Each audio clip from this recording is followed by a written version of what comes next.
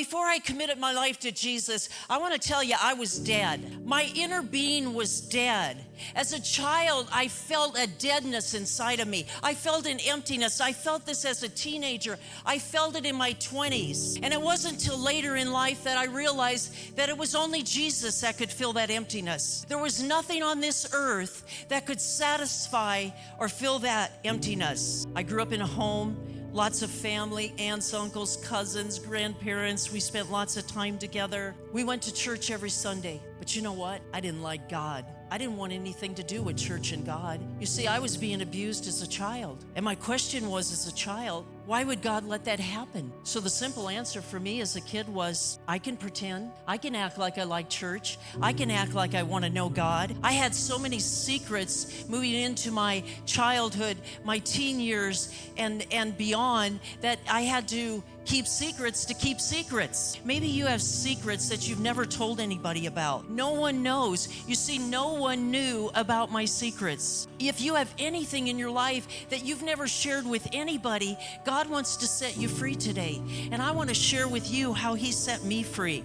When I graduated from high school, I moved to Omaha from a small town in Iowa. By the time I was 22, I was an alcoholic, I was a drug addict, and I had many sexual relationships with men. You see, life was all about me, and I lived to please me. One great thing about me, my parents taught us to have a great work ethic. I always had a good job. I was promoted often. I was honest on the job. And my employers, whoever employed me, knew I would be honest and that I would work hard. But my personal life was a mess. Friends, I was dead inside. That emptiness, that hole within me, I could feel it daily. I could feel the emptiness. I had everything I wanted, and I tried to fill that empty thing with everything. With friends, with men, with alcohol, with drugs, with money, with material things, you name it, I tried it. On the outside, I looked like I had a great life. Maybe some of those that knew me well at that time, and they've said it, they could see it, but I was miserable, but everything on the outside looked good. I hid my private life from everybody. I came to a point in my life, I didn't want to go on living. I was living in Chicago. I was so miserable and empty. Cried myself to sleep every night for months and months. Cried in my sadness and saying, I cannot live any longer. After months of crying out for nothing, didn't know what I was crying about other than the emptiness within me, a thought came to my mind. The God of your childhood will help you. And so I cried out to God. I said, God, if you're real, God, would you help me? And I cried for months and months to this God. And then one day I went to my sister because I saw something different in her life. And I said to her, I am absolutely miserable and I can't go on living. I don't want to live. And I said to her, please help me. I know you can do something for me. And she said, Connie, there's nothing I can do for you. But she says, I have someone that can help you.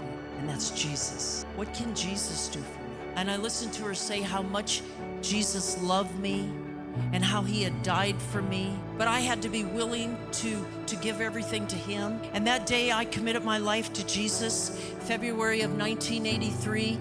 And truly from my heart, folks, I gave everything to Him that day. When I asked Jesus to come into my life that day, it was like the emptiness was gone. I could feel Him fill me up. There was a joy that came upon me. It was a joy that I had never experienced before. It was absolutely overwhelming. But now there was a desire to know Jesus. I wanted to know what this book said. I wanted to know what His plan was for my life. I wanted to live for Him. Folks, I want to tell you, when we commit our lives to Jesus, everything changes because we yield to Him and His dreams for our lives. Do you know that Jesus has a dream for your life? I don't care how old or young you are, His dream and plan will never end. About a year after I committed my life to the Lord, another process started. It was like Jesus walked up to me one day and tapped me on the shoulder and said, Connie, when are you going to start opening up and allowing me to heal you?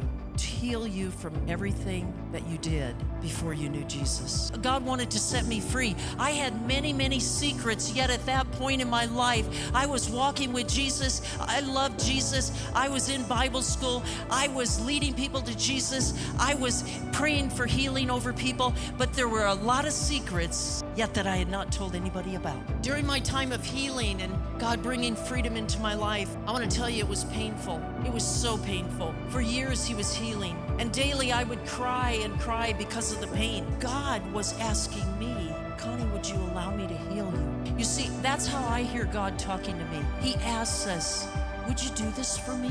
Would you start revealing the secrets to others? Would you start telling people so you can be healed?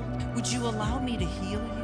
And I said, yes, Lord, whatever you would have. You see, he wants to go in and clean us out and cleanse us.